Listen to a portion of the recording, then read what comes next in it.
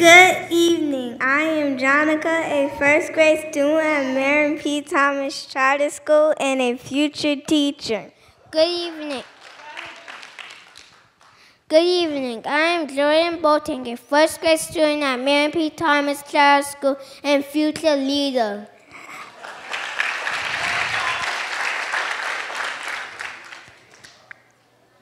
I'm here to tell you about a man who always walks on the sunny side of the street, Mr. Adrian Council.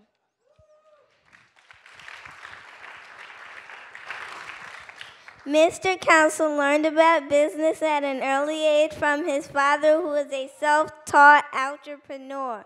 By age 9, he followed in his footsteps, opening up a shoe shine stand in Dad's store. In high school, he recognized the love of music and the entertainment business. In college, he discovered advertising sales was his true calling and pursued it with passion, eventually landing his dream job, combining his love of music and advertising sales at Inner City Broadcasting. There he rose to the ranks of general sales manager, soon after he returned to his path of entrepreneurship. As publisher of the Positive Community magazine, Mr. Council focused on what's right within the African American and its churches. Seeing positive stories about ourselves written in a way that is encouraging, inspiring, and motivating is giving physical testament to the heart and soul of the African American experience. In atomic technology, multimedia, and social networking, we have plenty of opportunity to accentuate the negative. But thanks to Positive Community, we have an alternative. We have someone saying, you are good enough, you are smart enough, you are capable, you are appreciated, you are loved. Following in the footsteps of his personal heroes, Richard Green, president of Harlem's Carver Federal Savings Bank. Richard D. Gidrum, owner of Dick Gidrum Cadillac. Percy E. Stunner, founder of Inner City Broadcasting, and radio legend Hal Jackson, among many others. Mr. Council chose to create a magazine that is spiritually and culturally grounded. Thanks to the philosophy of Mr. Council, we now have a positive image as a shield against negativity, and the person holding that shield is tonight's honorees. Ladies and gentlemen, I am proud to salute Mr. Adrian Council, publisher of the Positive Community magazines.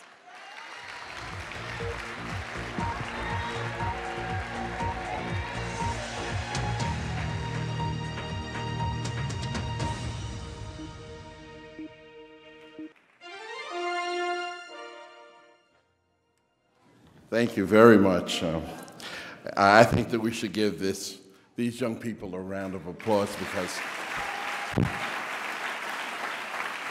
who actually can say it better than them? And so much credit goes to those who are in those classrooms and are teaching these young people how to navigate their way through life and how to make an impact that will help and assist other lives. But good evening, and I'm honored to accept this award from the Marion P. Thomas Charter School Foundation.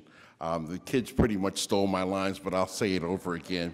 As a native New Yorker, I understand, like most tri-state residents, the value of hard work, perseverance, and setting new goals as you achieve old ones.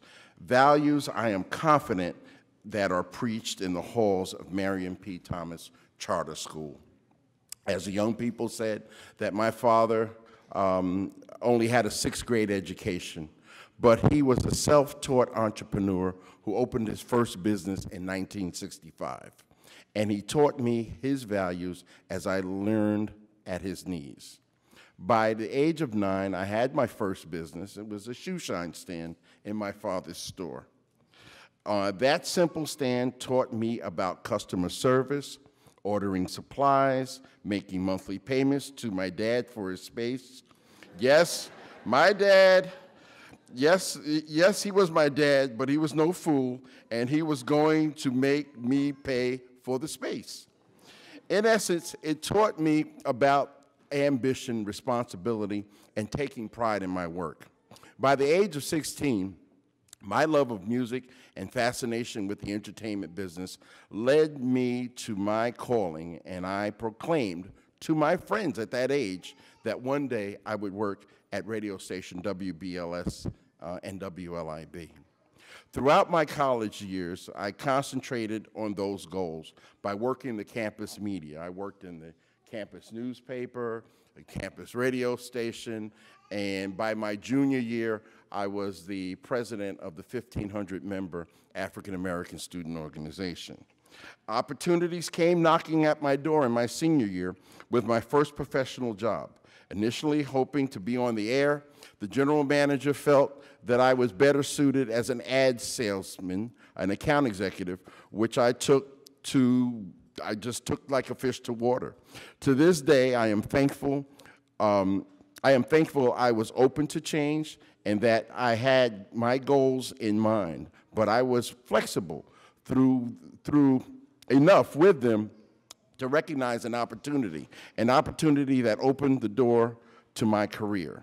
That opportunity soon led to my dream job at Inner City Broadcasting Corporation, owners of WBLS and WLIB, where I worked for 20 years, eventually becoming a general sales manager. But what do you do when you accomplish your dream? You go to the next one. And for me, that dream was to start a magazine, and for my community, Positive Community Magazine evolved from experience, hard work, loving service, courage, dogged determination, and the ability to withstand defeat. Above all, one should never discount the value and the privilege of teamwork. Teamwork, leadership, and vision are the essentials to lasting progress, prosperity, and all good works. I am grateful to the many people who offered me advice, encouragement, and direction in my quest for excellence in communications, business, and sales leadership. I am indebted to countless torchbearers who have illuminated my path. I just want to say this, as I was preparing to come here tonight, it's a little emotional for me, but as the children read some of my mentors, we just learned that we lost one of them this evening. Radio legend Hal Jackson passed away this afternoon. And so it's a bittersweet experience for me, but we do have I did dedicate the editorial that's running in this current issue of the magazine to Hal Jackson and to his legacy. But I'm also blessed to have a soulmate in marriage and in life through my wife, Linda, who for 33 years, and to have a family who supports me. My children are here, Adrian Jr., Stephen, and Leah. And I'm also blessed to have a soulmate in business. My business partner, editor-in-chief, 31 years my business partner, editor-in-chief, Gene Nash Wells. And co-founder of the Positive Community Magazine. After 12 years as publisher, it has been an honor and a privilege to service the people with good news from the church and the community, to serve as a beacon of hope and opportunity to a struggling race, to share a culture that reflects God's love for our people and our people's love for God through a vision called the Positive Community Magazine. It is with unwavering faith in a future of progress, prosperity, goodwill that I share this message with the young people gathered this evening. So, as you contemplate the future, as my father used to say to his sons, don't just go to college to learn how to get a job.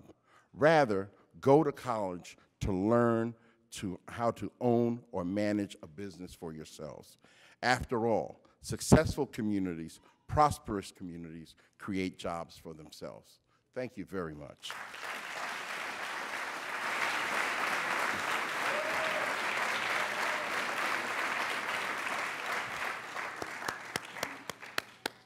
Once again, why don't we give a round of applause to our first three honorees, Raphael Gordon, Thomas Johnston,